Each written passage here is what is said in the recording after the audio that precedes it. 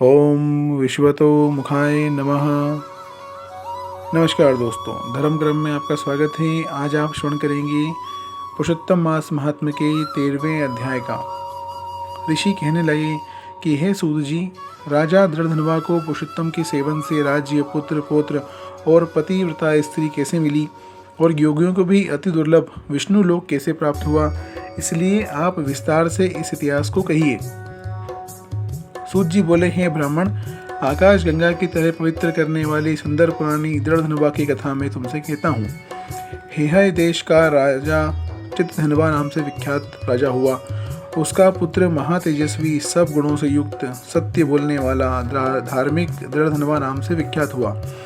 वह दृढ़धनवा अंगों सहित 4 वेदों को पढ़कर विधि पूर्वक गुरु की पूजा कर दक्षिणा देकर पिता के नगर को गया।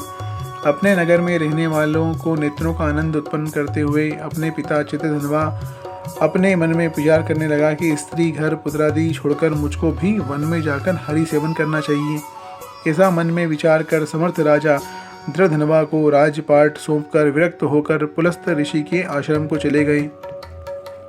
वहां जाकर तप करने लगे।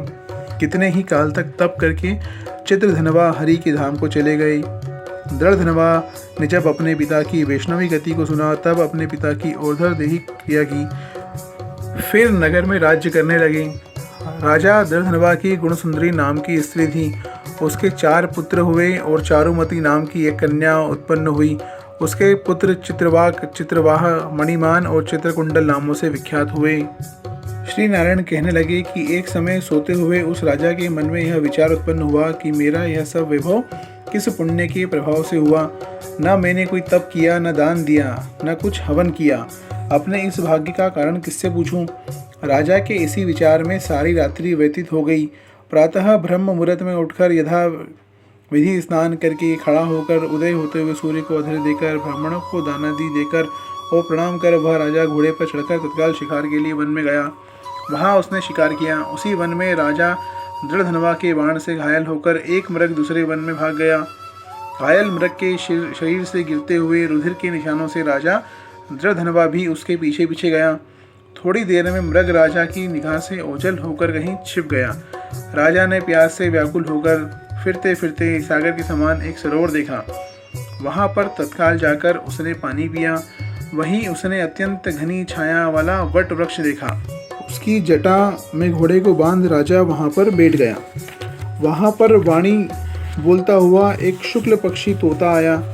राजा को बैठा हुआ देख वह शुक बार बार एक ही श्लोक बोलता रहा, तू पृथ्वी में अत्यंत सुख सार वस्तु को नहीं विचारता तो कैसे पार पहुँचेगा।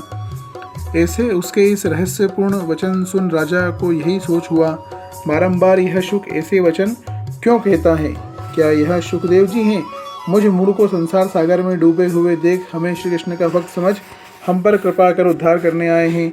वह इस विचार में ही था, तब पीछे से उसकी सेना आ गई और वह तोता तो राजा को उपदेश दे अंतर ध्यान हो गया और राजा अपने नगर में शुक के वाक्य स्मरण करता रहा।